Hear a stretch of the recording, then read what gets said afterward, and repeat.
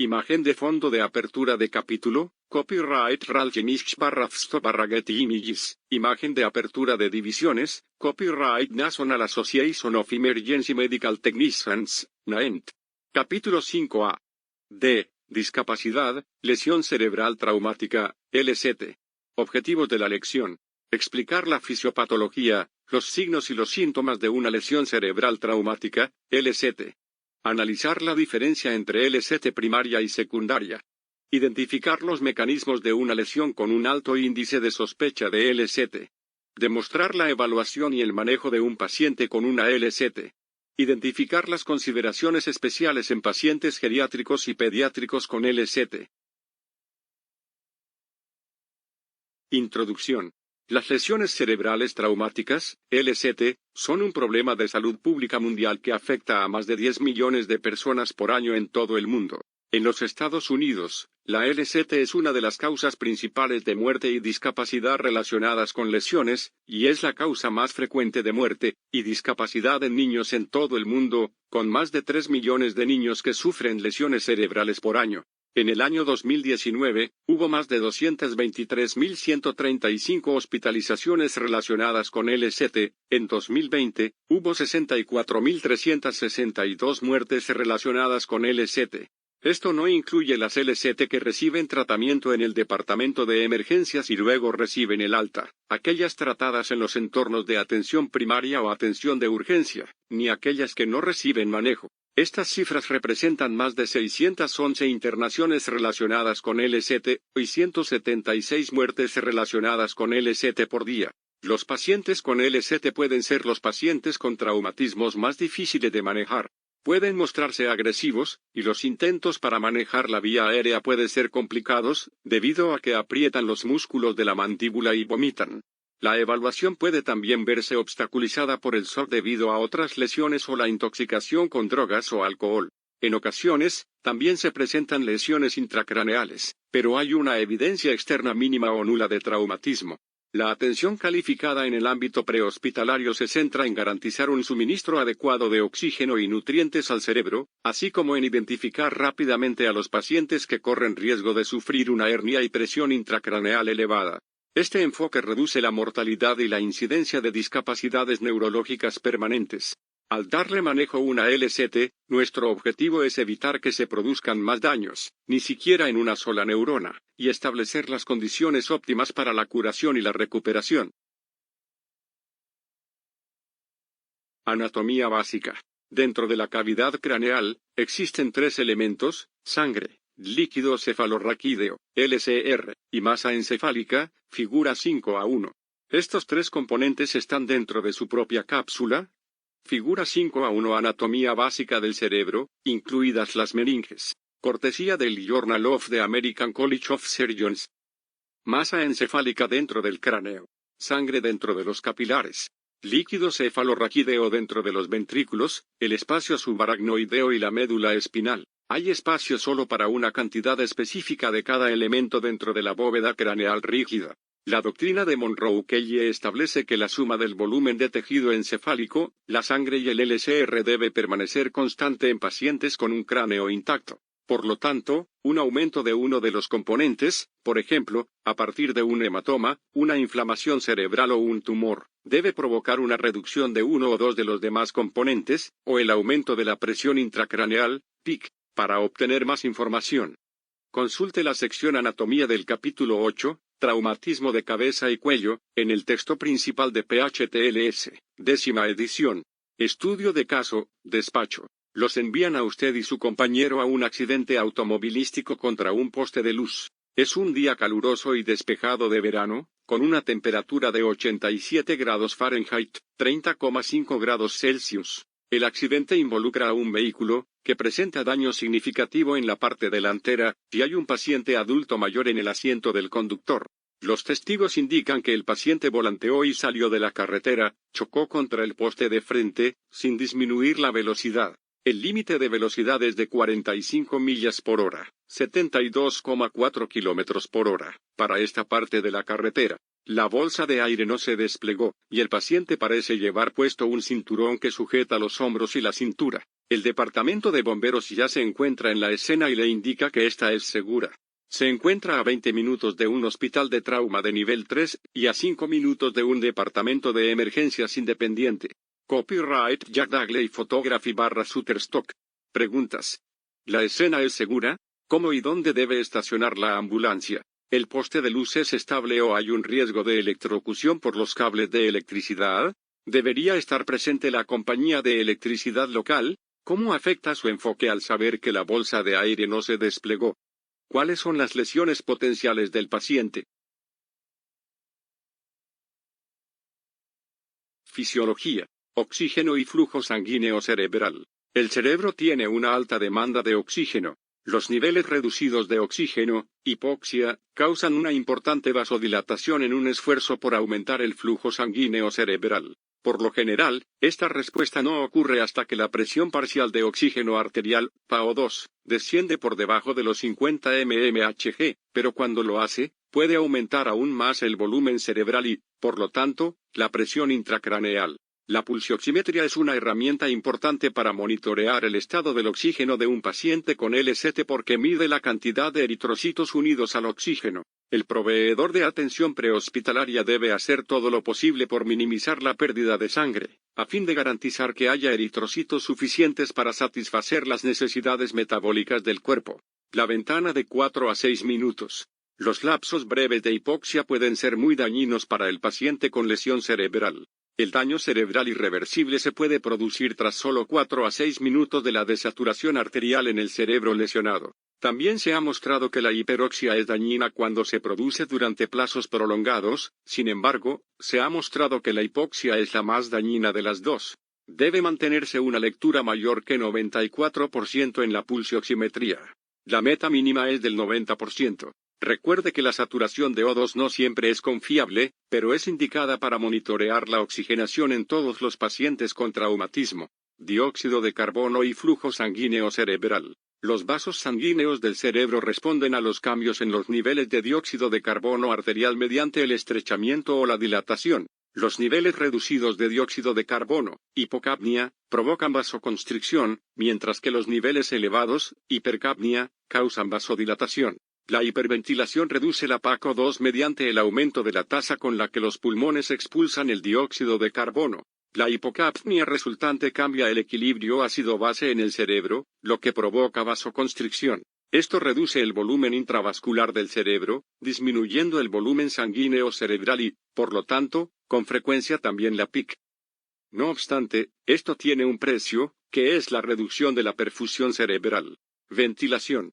La ventilación es el acto de ingreso y egreso de aire y oxígeno del cuerpo. Cuando hablamos de ventilación asistida en un paciente, nos referimos al uso de un dispositivo para hacer circular el aire hacia adentro y afuera. Agregar oxígeno fomenta la oxigenación medida mediante pulsioximetría. La frecuencia ventilatoria de un paciente con LST debe mantenerse entre 10 y 20 respiraciones por minuto. La capnografía de onda es una herramienta valiosa para evaluar el estado ventilatorio de un paciente. Este debe mantenerse entre 35 y 40 milímetros Hg. Cuanto más bajo sea el valor de CO2, más pequeños se hacen los vasos sanguíneos, lo cual impide el flujo de sangre al cerebro, y produce falta de oxígeno en el cerebro. Cuanto más alto sea el valor de CO2, más grandes se hacen los vasos sanguíneos, lo cual aumenta el flujo de sangre al cerebro y, por defecto, aumenta la PIC. Preguntas de pensamiento crítico. ¿Por qué el manejo de la vía aérea es importante en un paciente con LST? La hipoxia es una preocupación importante en relación con la LST. El daño cerebral irreversible se puede producir tras solo 4 a 6 minutos de la desaturación arterial en el cerebro lesionado. Una cantidad significativa de pacientes con LST presentan una saturación de oxígeno, SPO2, baja o inadecuada, lo cual se puede pasar por alto si no se usa pulsioximetría. Debe garantizar una circulación adecuada, minimizando la pérdida de sangre y también una oxigenación adecuada, manteniendo una vía aérea permeable y una ventilación adecuada. La SPO2 o la ETCO2 nos indica algo más sobre el estado de ventilación de un paciente con LST. Recuerde que una frecuencia ventilatoria de entre 10 y 20 respiraciones / minuto en un paciente adulto con LST, y una saturación de oxígeno del 94% o mayor son los indicadores más importantes de ventilación y perfusión. La ETCO2 no siempre es confiable en un paciente inestable, y brinda solo una estimación aproximada de hipoventilación o hiperventilación. No obstante, debe tratar de mantener una ETCO2 de entre 35 y 40 milímetros Hg para un paciente con LST.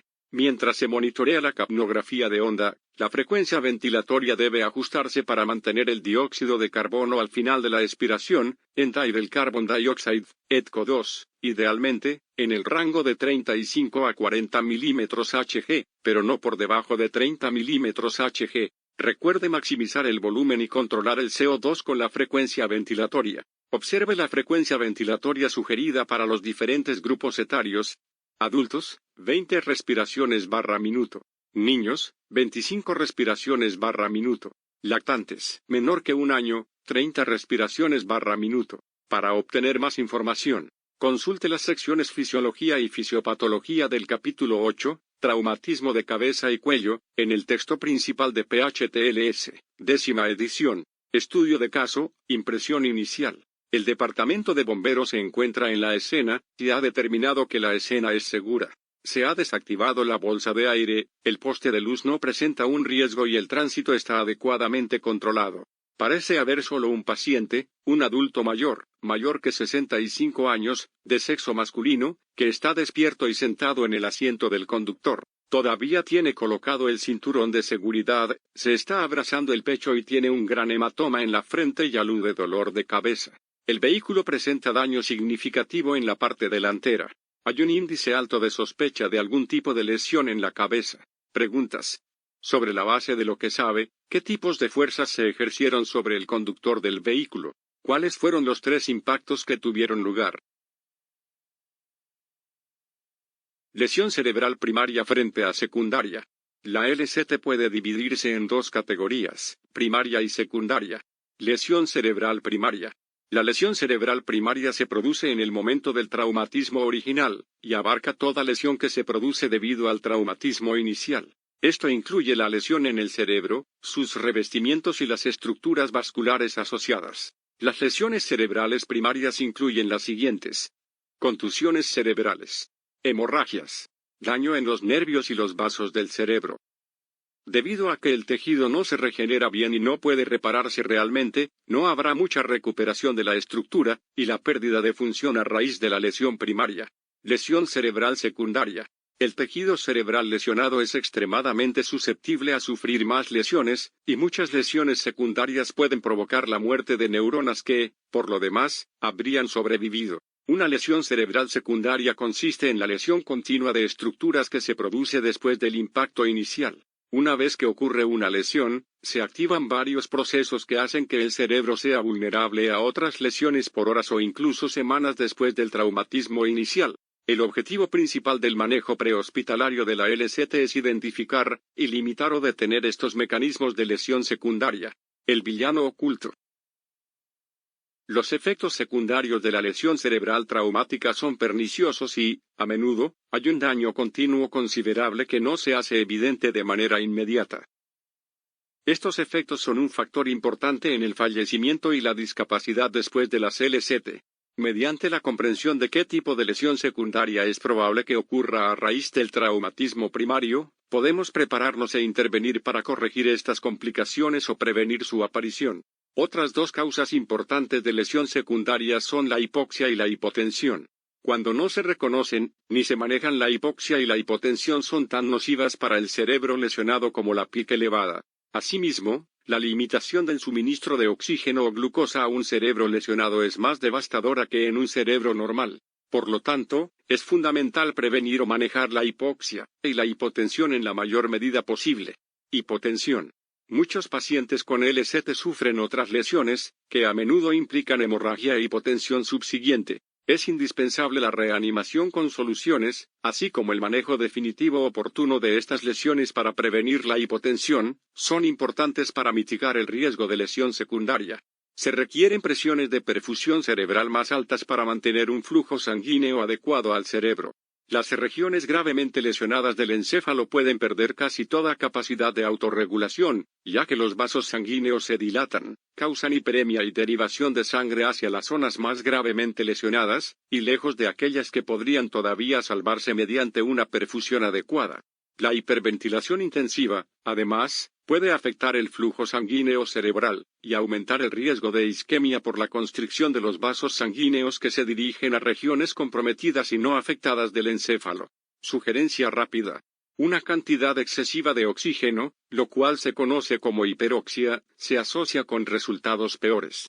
El oxígeno al 100% puede provocar vasoconstricción cerebral, que puede alterar el metabolismo del cerebro. Esta combinación de regulación descendente fisiológica, derivación y shock hemorrágico crea múltiples riesgos de isquemia a las zonas susceptibles de salvación del cerebro, y hace al manejo intensivo de la hipotensión una parte esencial en la LCT. Por este motivo, un manejo intensivo en el ámbito prehospitalario, con una rehidratación prehospitalaria destinada a mantener la presión arterial sistólica por arriba de 110 milímetros Hg, es indispensable para limitar la lesión secundaria del paciente con lesión cerebral. En la base de datos nacional de LCT, los dos factores de predicción más relevantes para un mal resultado de la LCT son los siguientes. La cantidad de tiempo que transcurre con una PIC de más de 20 milímetros Hg. La cantidad de tiempo que transcurre con una presión arterial sistólica de menos de 90 milímetros Hg.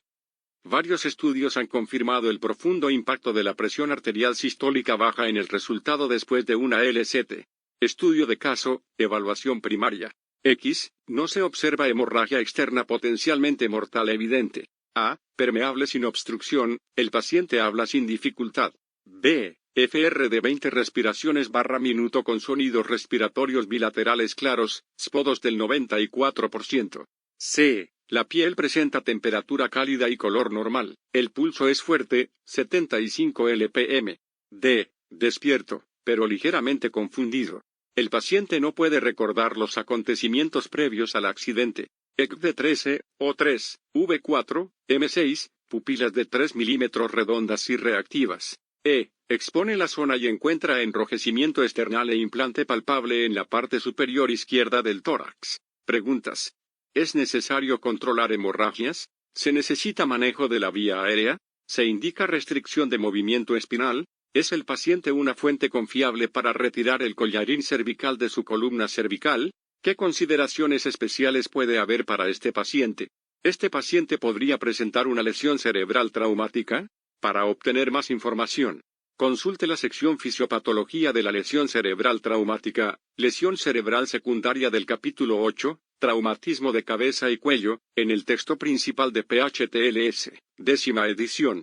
Convulsiones. Un paciente con LCT aguda corre riesgo de sufrir convulsiones por varios motivos. La hipoxia por problemas respiratorios o de la vía aérea puede provocar una actividad convulsiva generalizada, al igual que la hipoglucemia y las anomalías de electrolitos. El tejido cerebral isquémico o dañado puede provocar convulsiones tónico-clónicas generalizadas o un estado epiléptico. Las convulsiones pueden agravar una hipoxia preexistente. Las convulsiones pueden intensificar el daño del cerebro lesionado, ya que la actividad neuronal asociada con las convulsiones generalizadas vacía rápidamente los niveles de oxígeno y glucosa, lo que empeora aún más la isquemia cerebral. Tipos de lesión cerebral traumática. LCT leves / conmociones. Las LCT leves, incluidas las conmociones, son el tipo más frecuente de lesión cerebral traumática. Se producen a causa del golpe de una fuerza intensa en la cabeza, figura 5A2. Los síntomas pueden ser de leves a graves. Los síntomas que duran más de un mes se consideran síntomas posteriores a la conmoción. Dolores de cabeza intensos, mareos, náuseas y vómitos con frecuencia acompañan a una conmoción. Los pacientes que presentan signos de conmoción, en especial los pacientes con náuseas, vómitos o hallazgos neurológicos en la evaluación secundaria, deben ser transportados de inmediato para continuar con la evaluación.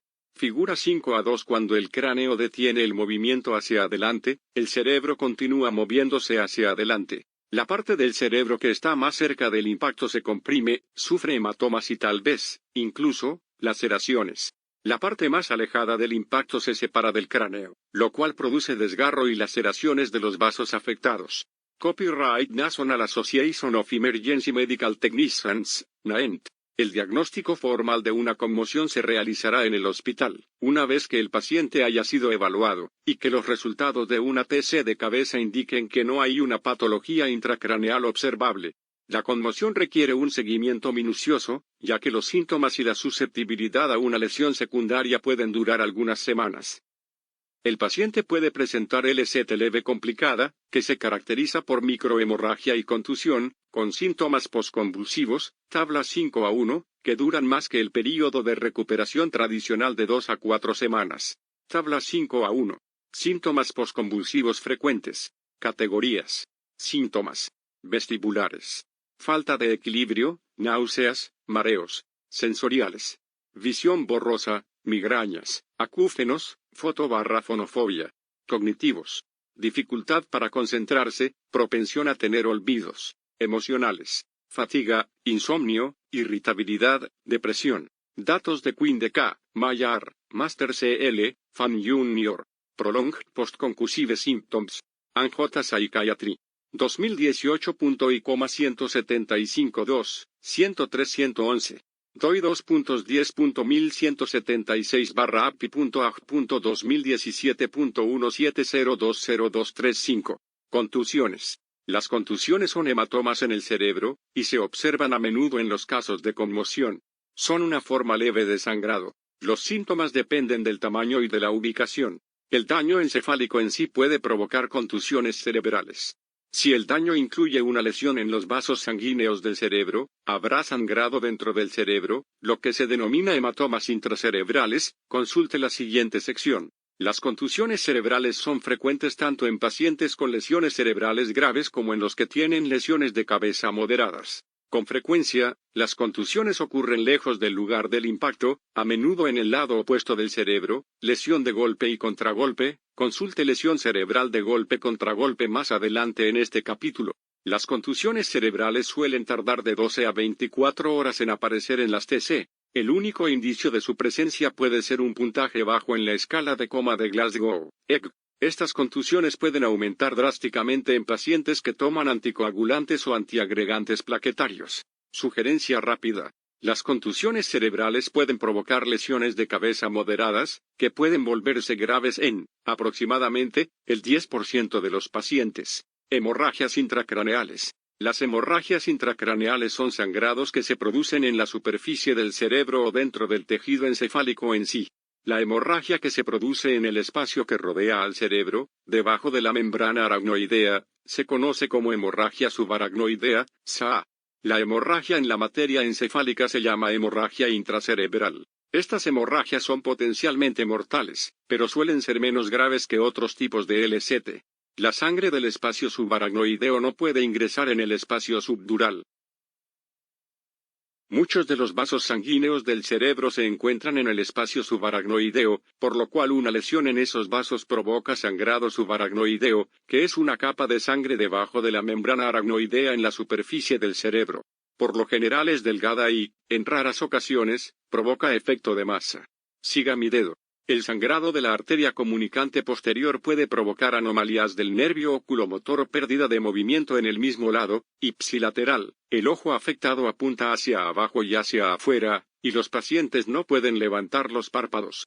Estos pacientes también pueden tener convulsiones, aunque el desarrollo de estas es más común en un aneurisma cerebral o en malformaciones arteriovenosas. La SA generalmente deriva en una ruptura espontánea de aneurismas cerebrales, y causa una aparición repentina del peor dolor de cabeza en la vida del paciente. En general, los pacientes se quejan de que tienen dolor de cabeza, que puede ser intenso, así como náuseas, vómitos y mareos. Asimismo, la presencia de sangre en el espacio subaracnoideo puede provocar signos meníngeos, como dolor y rigidez en el cuello, problemas en la vista y fotofobia, aversión a la luz brillante. Hematomas intracraneales. Los hematomas intracraneales son acumulaciones de sangre fuera de los vasos sanguíneos dentro del cráneo. Los hematomas epidurales son sangrados que se produce entre la parte interna del cráneo y la cobertura exterior del cerebro, dura madre. Los hematomas subdurales son sangrados que se produce entre el cerebro y su recubrimiento externo, dura madre.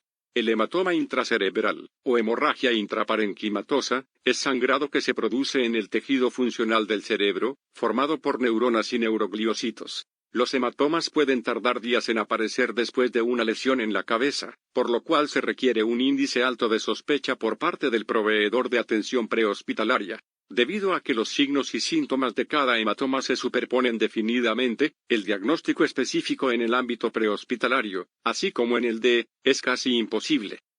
Puede sospecharse un tipo particular de hematoma en función de la presentación clínica característica, pero un diagnóstico definitivo solo puede hacerse después de una TC. Debido a que los hematomas ocupan espacio dentro del cráneo rígido, pueden producir un rápido aumento de la PIC, en especial si son considerables. Cuanto mayor es el paciente, mayor es el riesgo. En un paciente geriátrico, las venas son más susceptibles al desgarro, lo que aumenta el riesgo de sufrir un hematoma subdural por un traumatismo contuso leve. La atrofia cerebral deriva en un aumento del espacio en la bóveda craneal. Puede acumularse un mayor volumen de sangre antes de que aparezcan signos externos del aumento de la presión intracraneal.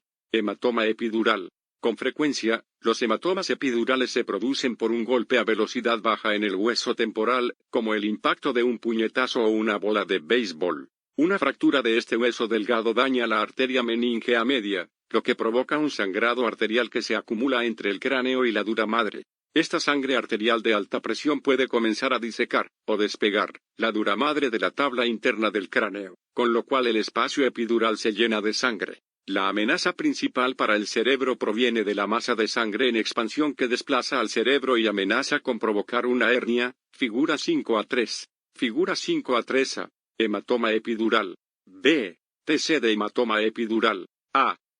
Copyright National Association of Emergency Medical Technicians, NAENT. B. Cortesía de Peter T.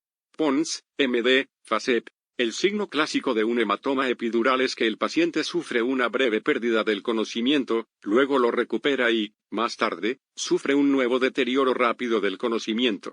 Durante el período de conciencia, el intervalo de lucidez, el paciente puede estar orientado, letárgico o confundido, y puede quejarse de que le duele la cabeza. Un paciente que tiene un intervalo de lucidez, seguido de un deterioro en el puntaje en la EG, necesita una evaluación de emergencia. A medida que empeora el estado de alerta del paciente, el examen físico puede revelar una pupila dilatada y con reacción lenta o sin reacción, más comúnmente en el mismo lado, ipsilateral, de la hernia. Hematoma subdural. Además de ser más comunes que los epidurales, los hematomas subdurales difieren en etiología, ubicación y pronóstico. A diferencia del hematoma epidural, que se produce por una hemorragia arterial, un hematoma subdural por lo general deriva de un sangrado venoso, y se asocia con una lesión cerebral directa. En este caso, las venas puente se desgarran durante un golpe violento en la cabeza. La sangre se acumula en el espacio subdural, entre la duramadre y la membrana aracnoidea subyacente, figura 5A4.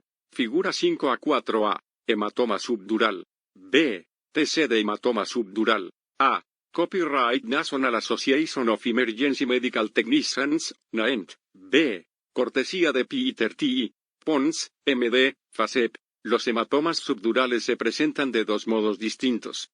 En pacientes que sufrieron un traumatismo considerable, el desgarro de las venas puente provoca una rápida acumulación de sangre en el espacio subdural, con una rápida aparición de un efecto de masa. Estos pacientes exhiben un estado mental deprimido agudo y deben ser transportados de inmediato a un centro de destino adecuado para que se les realice una TC, un monitoreo de la PIC, tratamiento y, posiblemente, cirugía. También pueden producirse hematomas subdurales ocultos. En adultos mayores o pacientes con enfermedades crónicas, el espacio subdural aumenta debido a la atrofia cerebral. La sangre puede acumularse en el espacio subdural sin causar efecto de masa, y puede que el paciente esté asintomático por un período prolongado.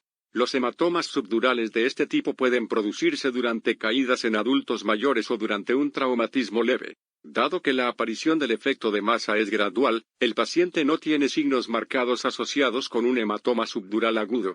Por el contrario, es más probable que el paciente tenga dolor de cabeza, alteraciones visuales, cambios de personalidad, dificultad para hablar, disartria, y hemiparesia o hemiplegia de avance lento. Un hematoma subdural crónico solo puede detectarse cuando alguno de estos síntomas se hace lo suficientemente evidente para que el paciente o el cuidador busquen ayuda. Sugerencia rápida. Los proveedores en atención prehospitalaria con frecuencia se encuentran con estos pacientes cuando los llaman a los centros que brindan atención para poblaciones con enfermedades crónicas. Debido a que los síntomas no son específicos, el diagnóstico de un hematoma subdural crónico en el campo rara vez es posible, y los síntomas pueden confundirse con los de un accidente cerebrovascular, una infección, demencia o incluso un deterioro generalizado en el paciente. Lesión cerebral de golpe contra golpe. Coup contre coup es el término en francés que se utiliza para la lesión cerebral de golpe y contragolpe. La lesión de golpe se produce directamente en el punto de impacto. La lesión de contragolpe se produce del lado del cerebro contrario al impacto. Según esta definición, pueden considerarse dos lesiones por separado. Cuando el cráneo golpea contra un objeto o recibe un golpe de un objeto, el cerebro se mueve hacia adelante y choca con el cráneo, lo que produce lesiones. El cerebro rebota y choca contra el lado contrario del cráneo, lo que produce más lesiones. Lesión cerebral penetrante. Una lesión cerebral penetrante se produce con mayor frecuencia a causa de un proyectil que penetra en el cráneo, pero puede producirse por cualquier cuerpo extraño. Esto produce un traumatismo directo en el cerebro y las estructuras circundantes. Las fracturas craneales cerradas con hundimiento pueden requerir intervención neuroquirúrgica a raíz de que la reducción del espacio intracraneal por la fractura invasora deriva en el aumento de la piqui. Con frecuencia, hay una lesión cerebral subyacente, figura 5A5. Figura 5A5. Cuando el cráneo impacta contra un objeto, es posible que se fracturen fragmentos de hueso y estos empujen hacia dentro del cerebro. Copyright National Association of Emergency Medical Technicians, NAEMT. Las fracturas craneales abiertas pueden suceder durante un impacto particularmente fuerte o una herida de bala, y actúan como lugar de entrada para las bacterias, lo que predispone al paciente a la meningitis. Si se desgarra la dura madre, puede haber una fuga de tejido cerebral o LCR de una fractura craneal abierta. Debido al riesgo de meningitis, estas heridas requieren evaluación neuroquirúrgica inmediata. Tipos de LCT. LCT leves, incluidas las conmociones, contusiones, hematomas, hemorragias intracraneales, hematomas intracraneales, lesión cerebral de golpe contra golpe, lesión cerebral penetrante, mecanismos con nivel alto de sospecha. Hay tres fuerzas diferentes que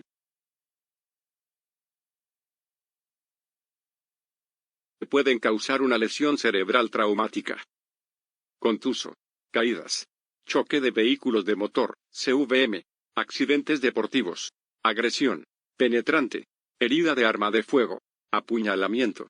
Explosión que produce proyectiles, genera alteración y lesión primaria en el cráneo y los tejidos circundantes.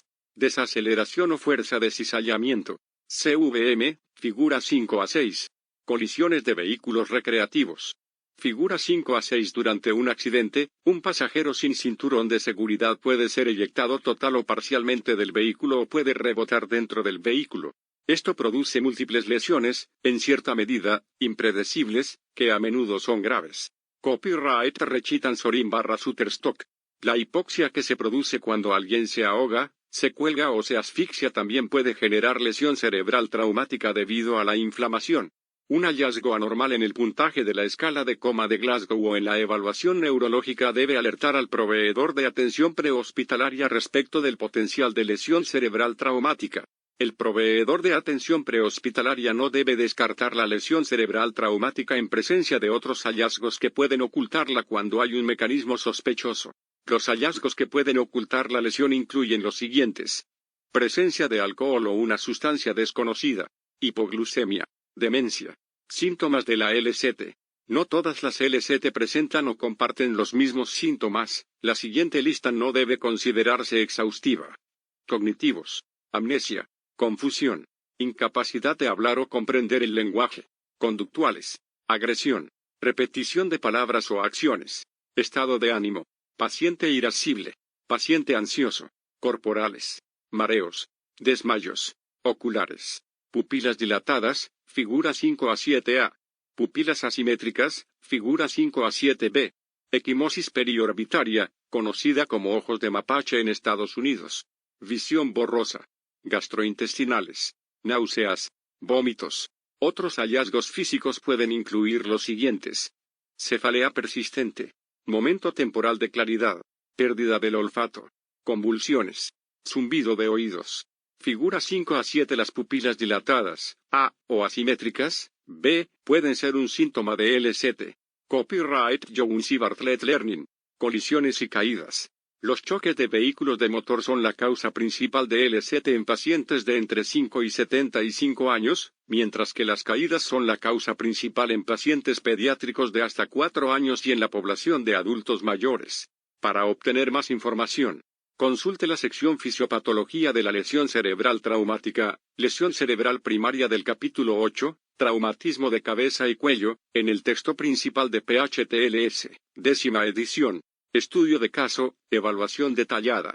Reevaluación de la evaluación primaria. X, ninguna. A, permeable sin obstrucción, el paciente dice palabras inadecuadas. B, el paciente respira 20 veces por minuto, con sonidos respiratorios bilaterales claros, spodos del 90%. C, la piel presenta temperatura cálida y color normal, el pulso es fuerte y se observa radialmente a 75 lpm. D, el paciente está despierto, pero ligeramente confundido. El paciente no puede recordar los acontecimientos previos al accidente. ECD 11, O3, V3, M5. E, implante palpable en la parte superior izquierda del tórax. El paciente primero quiere esperar a su esposa, pero después acepta el transporte y continuar la evaluación. Se mantiene al paciente con restricción de movimiento espinal, ubicado sobre la camilla, y luego se lo carga a la ambulancia. Signos vitales. Copyright National Association of Emergency Medical Technicians, NAEMT. Evaluación secundaria. Copyright National Association of Emergency Medical Technicians, NAEMT. Teniendo en cuenta su decisión de transporte, consulta las pautas nacionales de TRIA sobre el terreno de pacientes lesionados después de una evaluación detallada, porque sospecha que su paciente ha sufrido una LST. Preguntas. ¿Es necesario ventilar al paciente? ¿Por qué el paciente tiene frecuencia cardíaca normal con hipotensión? ¿Qué preocupaciones surgen a partir de los hallazgos en la pared torácica? ¿Qué implica el hallazgo de un cardiodesfibrilador implantable? 401. ¿En qué modo estos hallazgos complican el manejo de este paciente? ¿Qué indicadores hay presentes en el paciente que sugieran tener algún tipo de LST? ¿Es importante identificar el tipo específico de LST? Fisiopatología de la lesión cerebral traumática. Flujo sanguíneo cerebral. Es importante que las neuronas reciban un flujo sanguíneo constante para garantizar un suministro constante de oxígeno y glucosa. Este flujo sanguíneo constante se mantiene cuando se garantiza lo siguiente: una presión adecuada, presión de perfusión cerebral, para forzar la circulación sanguínea en el cerebro. Un mecanismo regulatorio, autorregulación, que garantiza un flujo sanguíneo constante mediante la variación de la resistencia a la circulación a medida que cambia la presión de perfusión. Presión de perfusión cerebral. La presión de perfusión cerebral es la cantidad de presión disponible para impulsar la sangre a través de la circulación cerebral, y mantener un flujo sanguíneo y un suministro de oxígeno y glucosa a las neuronas que requieren energía. La presión de perfusión cerebral se relaciona directamente con la presión arterial media, PAM, y la PIC del paciente. La PAM es la presión promedio en las arterias durante un ciclo cardíaco y constituye un indicador de la perfusión para los órganos vitales. La presión de perfusión cerebral se expresa mediante la siguiente fórmula: presión de perfusión cerebral igual presión arterial media menos presión intracraneal. O PPC igual PAM, PIC. Cifras de PAM.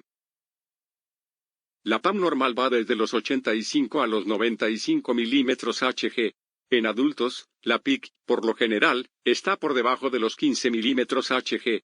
Por lo general oscila entre 3 y 7 milímetros Hg en niños, y entre 1,5 y 6 milímetros Hg en bebés.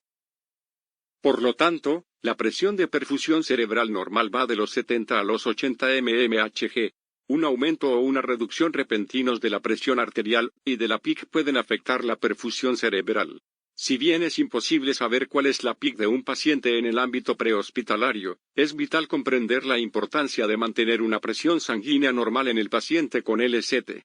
La relación entre la presión de perfusión cerebral, la PIC y la PAM es importante en el caso de los traumatismos. Un sangrado intracraneal agudo causa compresión en los tejidos de alrededor y un aumento de la PIC. Esto se denomina efecto de masa. A medida que aumenta la PIC, también aumenta la cantidad de presión necesaria para hacer circular la sangre por el cerebro. La PAM aumentará para mantener la PPC. Si la PAM no puede soportar el aumento de la PIC o si no se inicia rápidamente el manejo para reducir la PIC, se reduce la cantidad de sangre que fluye por el cerebro, lo que provoca daño cerebral isquémico y alteración de la función cerebral. En ausencia de un monitor de PIC, la mejor práctica es mantener una PAM normal alta. Hiperventilación, flujo sanguíneo y PIC. La hiperventilación se ha utilizado para reducir la PIC, pero también impacta de manera adversa en el flujo sanguíneo cerebral. De hecho, los datos sugieren que la hiperventilación reduce el flujo sanguíneo cerebral de manera más confiable que la PIC. Ya no se recomienda la hiperventilación de rutina en un paciente con LST. La hiperventilación controlada debe reservarse para los pacientes que presenten signos de hernia cerebral. Reacción pupilar. Las pupilas asimétricas son un indicador de presión intracraneal elevada. Cuando la PIC aumenta, puede comprimir el tercer nervio craneal, que atraviesa la superficie de la tienda del cerebelo. Esto hará que la función nerviosa se deteriore y cause dilatación. La evaluación continua de las pupilas del paciente es de extremada importancia, con el objeto de detectar cambios que pudieran indicar empeoramiento de la presión intracraneal. Precaución. No mire las pupilas durante la evaluación primaria, y después deje de controlarlas durante la atención y el transporte del paciente. Debe hacerlo constantemente. Clasificación de lesiones cerebrales traumáticas según la escala de coma de Glasgow. Leve, 13-15. Moderada, 9-12. Grave, 3-8. Escala de coma de Glasgow. Establecer un puntaje inicial preciso en la escala de coma de Glasgow, EG, al principio del proceso aplicado en la lesión es un recurso extremadamente valioso que ayudará a dirigir la atención durante mucho tiempo después de que el paciente es ingresado en el hospital. La EG debe informarse con un valor numérico para cada uno de los tres componentes, figura 5-8. Si no es posible evaluar un componente de la EG, este no debe registrarse. Los pacientes intubados no pueden hablar y reciben un puntaje verbal de 1T, que indica intubación. Figura 5-8 escala de coma de Glasgow, EG. Copyright Jones y Bartlett Learning. El puntaje general en la EG sirve para comparar y dar seguimiento. Cuando sea posible, identifique el motivo del estado alterado del paciente. Por ejemplo, evalúa el nivel de glucemia, blood glucose level, VGL, con todos los pacientes de traumatismo, y descubre que su paciente se encuentra en un estado de hipoglucemia. O bien el paciente ha tomado narcóticos. Para obtener más información, consulte la sección Fisiología del capítulo 8, Traumatismo de cabeza y cuello, en el texto principal de PHTLS, 10ª edición. Efecto de masa y hernia. Los mecanismos de lesión secundaria que encontrará con mayor frecuencia son los que se relacionan con el efecto de masa. Derivan de interacciones complejas entre el cerebro, el LSR y la sangre contra el cráneo, lo que se describe en la doctrina de Monroe-Kelle, como se indicó anteriormente. En respuesta a una masa en expansión, el primer mecanismo compensatorio del cerebro es reducir el volumen de LSR intracraneal. El LSR circula dentro y alrededor del cerebro, el tronco encefálico y la médula espinal, pero a medida que se expande la masa, el LSR se expulsa de la cabeza. El drenaje venoso también disminuye para ayudar a reducir el volumen de sangre dentro de la bóveda craneal. Estos dos mecanismos evitan que se eleve la PIC durante las primeras etapas de la acumulación de masa, y el paciente puede parecer asintomático. A medida que aumenta el tamaño de la masa más allá del umbral de eliminación de sangre y LCR, la PIC comenzará a aumentar rápidamente. El efecto de la masa desplazará el cerebro por las estructuras fijas del cráneo y a través de estas y, finalmente, provoca hernias en algunas secciones del cerebro. Esto provoca la compresión de los centros más vitales del cerebro, y pone en peligro el suministro de sangre arterial. Las consecuencias de este movimiento hacia el agujero magno, y a través de este se describen como los diversos síndromes de hernia. Estos síndromes pueden ocurrir combinados entre sí. Signos de hernia. Hay diferentes tipos de síndrome de hernia clínica. Las características clínicas de los síntomas de hernia pueden ayudar a identificar a un paciente que la presenta. Los signos de hernia avanzan a medida que avanza la hernia. Signos clínicos de hernia. Pupila dilatada o explotada del mismo lado que la hernia. La pérdida de función del tracto motor provoca debilidad en el lado opuesto del cuerpo y el reflejo de Babinski. Reflejo de Babinski, la estimulación del aspecto lateral plantar del pie produce extensión, dorsiflexión o movimiento hacia arriba, del primer dedo del pie. Además, es posible que los dedos formen un abanico.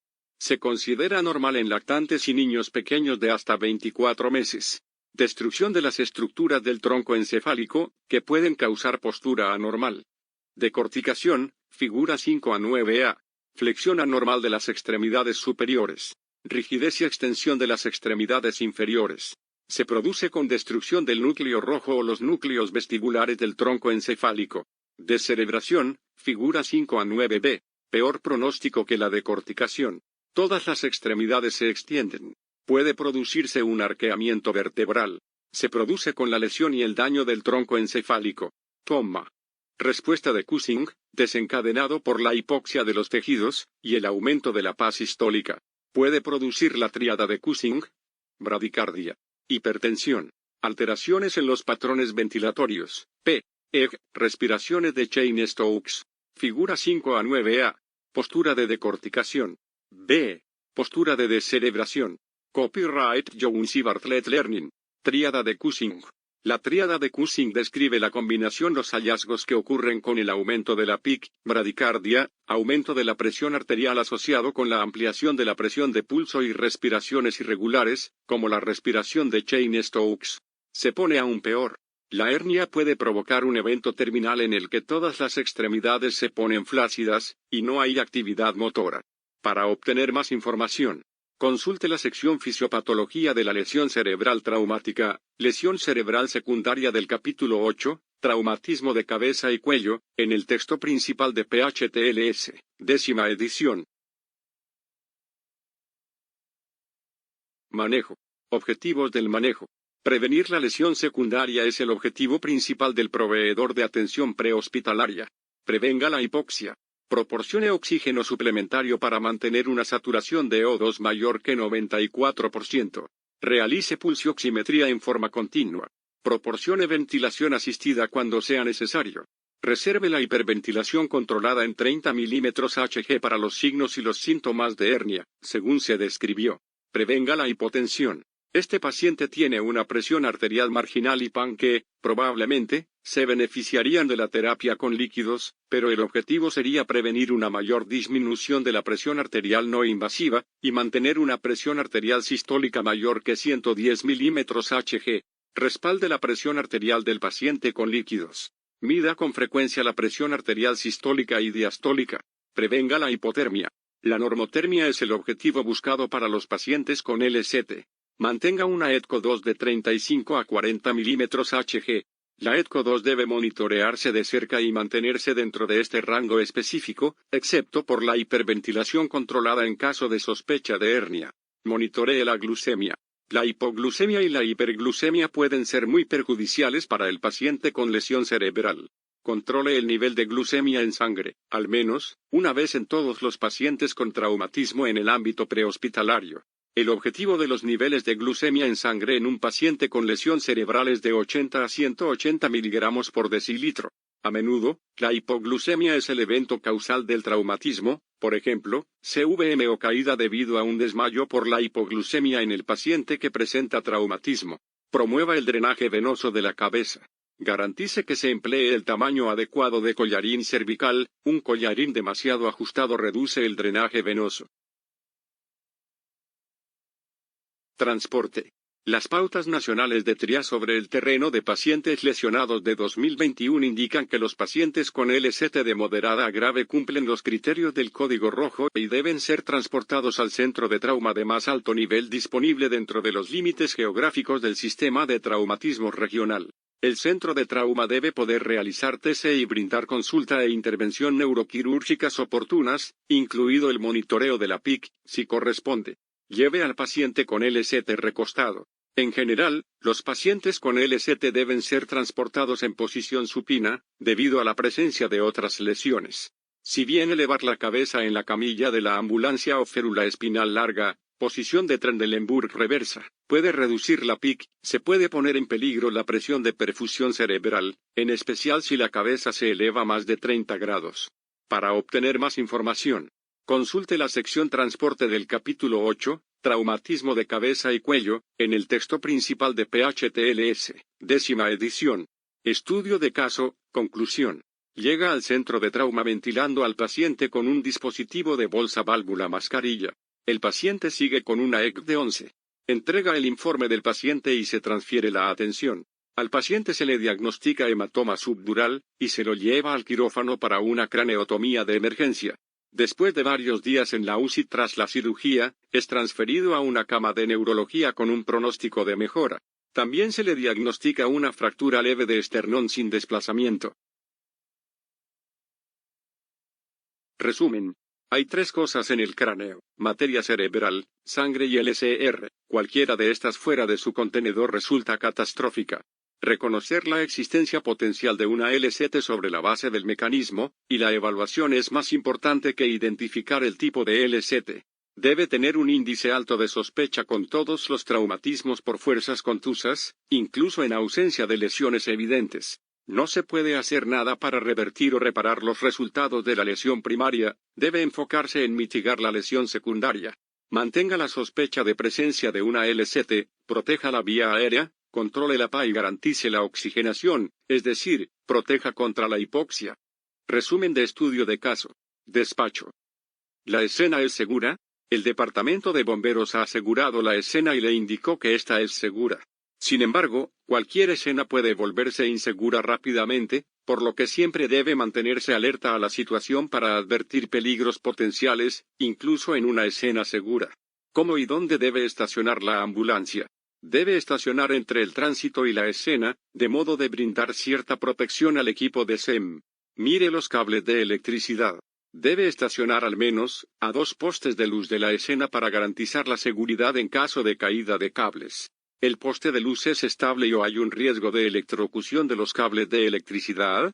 Aunque el Departamento de Bomberos dijo que la escena es segura, tenemos una responsabilidad personal sobre nuestra propia seguridad, y se justifica realizar una evaluación rápida de la escena.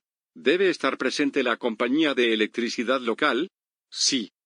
¿Cómo afecta su enfoque saber que la bolsa de aire no se desplegó?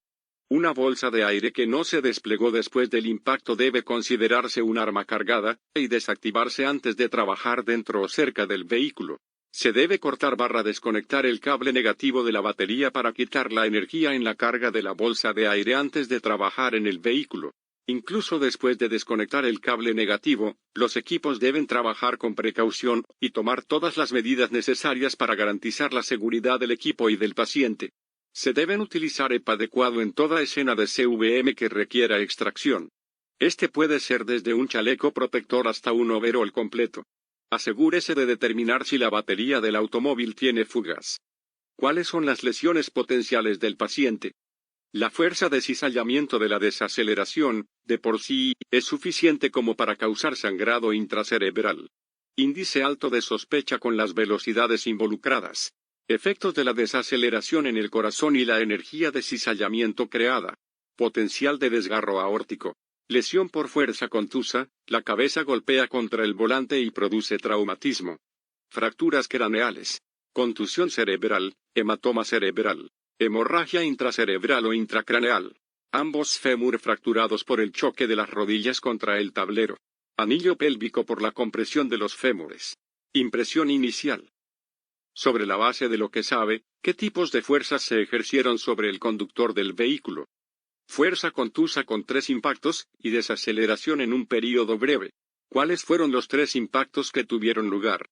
El vehículo impacta contra el poste, potencialmente, a 45 millas por hora, 72,4 kilómetros por hora. El conductor se golpea dentro del compartimento del vehículo, potencialmente, a 45 millas por hora, 72,4 kilómetros por hora. Los órganos del conductor chocan contra la cavidad frontal del cuerpo, potencialmente, a 45 millas por hora, 72,4 kilómetros por hora. Evaluación primaria. ¿Es necesario controlar hemorragias? No, hay presencia de hemorragia externa potencialmente mortal evidente. ¿Se necesita manejo de la vía aérea? No en este momento.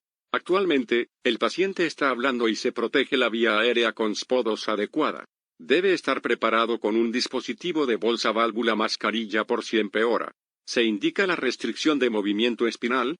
El paciente tiene un mecanismo que, como mínimo, permitiría la estabilización manual en línea al principio de la evaluación. Este paciente, en última instancia, justificaría la restricción de movimiento espinal. ¿Es el paciente una fuente confiable para retirar el collarín cervical de la columna cervical? El paciente está ligeramente alterado, confundido, y hay un potencial de que tenga otras lesiones, por ende, el paciente no es un informante confiable, y debe suponerse una lesión vertebral hasta que se compruebe lo contrario. ¿Qué consideraciones especiales puede haber para este paciente? La edad. Repase la atrofia cerebral en adultos mayores, y cómo contribuye a la lesión cerebral traumática. La evidencia de 401 y la probabilidad de que use anticoagulantes impide la respuesta fisiológica normal al traumatismo por parte del corazón. ¿Este paciente podría presentar una lesión cerebral traumática? Sí. En un paciente con sospecha de LCT, es importante obtener la mayor cantidad posible de información sobre antecedentes médicos al principio de la evaluación. La condición del paciente puede empeorar al punto de que sea incapaz de brindar esa información en el futuro. Evaluación detallada. ¿Es necesario ventilar al paciente? No en este punto, pero el proveedor de atención prehospitalaria siempre debe estar preparado para brindar ventilación asistida. ¿Por qué el paciente tiene frecuencia cardíaca normal con hipotensión? No puede compensar debido al 401 fijo. ¿Qué preocupaciones surgen a partir de los hallazgos en la pared torácica? El paciente posiblemente se golpeó contra el volante sin que se despliegue la bolsa de aire. ¿Puede haber sufrido una contusión cardíaca? ¿Qué implica el hallazgo de un 401? Antecedentes cardíacos. Es posible que el paciente esté recibiendo terapia antiplaquetaria / anticoagulante. ¿De qué modo estos hallazgos complican a este paciente? El paciente podría tener mayor riesgo de hemorragia intracerebral si está recibiendo terapia antiplaquetaria o anticoagulante. El paciente no puede tener una respuesta fisiológica normal a la hipotensión y el dolor. ¿Qué indicadores hay presentes de que el paciente puede tener algún tipo de LCT? Mecanismo de lesión. Examen físico con signos externos de traumatismo en la cabeza. Disminución del puntaje en la ECG. ¿Es importante identificar el tipo específico de LCT? No. Traslado y manejo continuo. ¿A qué instalación debe ser transportado este paciente y por qué? Al centro de trauma más cercano disponible, porque este paciente tiene signos y síntomas de LCT con factor de riesgo por edad, comorbilidades y mecanismo de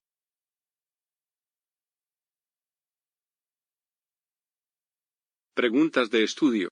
Lo llaman a un centro de vivienda asistida para atender a una mujer de 72 años que se queja de un dolor de cabeza intenso y está cada vez más confundida. El personal informa que se cayó de su silla de ruedas durante la semana, pero no parecía estar herida. No obstante, se ha vuelto cada vez más desorientada en el transcurso del último día, aproximadamente. Los signos vitales indican lo siguiente: PA de 110/90, frecuencia cardíaca de 118 e irregularmente regular, frecuencia ventilatoria de 20 y levemente dificultosa, spodos del 93% en aire ambiente. Está tomando warfarina por un problema de coagulación. ¿Cuál de los siguientes problemas debe sospechar? Contusión cerebral, hematoma epidural, hemorragia subaracnoidea, hematoma subdural. Al examinarla, determina que la paciente responde a su presencia, aunque está claramente confundida. La respuesta motora muestra una respuesta reducida al dolor, pero una flexión normal. ¿Cuál es el puntaje en la ECG? 15, 12, 10, 8. ¿Qué indica ese puntaje en la ECG? LCT leve, LCT moderada, LCT grave, ausencia de LCT. Cuando examina las pupilas de la paciente, observa que la derecha está considerablemente dilatada, y la respuesta motora de la izquierda está retrasada. ¿Qué le indica eso? Lesión de golpe contra golpe, ifema, hipoxia, hernia transtentorial. ¿Cuál de los siguientes signos debería ser más preocupante en este punto? Una reducción de la presión arterial sistólica a 88 milímetros Hg, spodos del 93%, un puntaje de 4 en la respuesta motora de la ECG, hemiplegia en el lado izquierdo. De acuerdo con la doctrina de Monroe-Keye, ¿qué le sucede al cerebro cuando continúa en estado compensado después de una LCT? El LCR, la PIC, la frecuencia cardíaca y la presión arterial continúan dentro del rango normal. aumenta el LCR, disminuye la PIC, aumenta la frecuencia cardíaca y disminuye la presión arterial. Disminuyen el LCR y el volumen sanguíneo, mientras que la frecuencia cardíaca y la presión arterial continúan dentro del rango normal. Disminuye el LCR, aumenta la PIC, disminuye la frecuencia cardíaca y aumenta la presión arterial. Respuestas. Pregunta 1. D. La edad de la paciente, el uso de un anticoagulante y el hecho de que se cayera recientemente indican un posible hematoma subdural. Pregunta 2. B. Apertura de los ojos, 4. Respuesta verbal, 4. Respuesta motora, 4 = 12. Pregunta 3. B. Un puntaje total de 13 a 15 en la ECG probablemente indique una LCT leve, mientras que un puntaje de 9 a 12 indica una LCT moderada. Un puntaje de 3 a 8 en la ECG sugiere una LCT grave. Pregunta 4. D. Cuando la sección medial del lóbulo temporal, apófisis unciforme, se empuja hacia la tienda del cerebelo y ejerce presión sobre el tronco encefálico, la hernia comprime el nervio craneal 3, el tracto motor y el sistema de activación reticular en el mismo lado, lo cual provoca una pupila dilatada o contraída en el mismo lado, debilidad motora en el lado opuesto, y una insuficiencia respiratoria, que avanza hasta convertirse en coma. Pregunta 5. A. Una presión arterial sistólica de menos de 90 mmHg indica una lesión cerebral secundaria. SUSPO2 es mayor que 90%, y un puntaje motriz de 4 no es tan preocupante. Pregunta 6. C.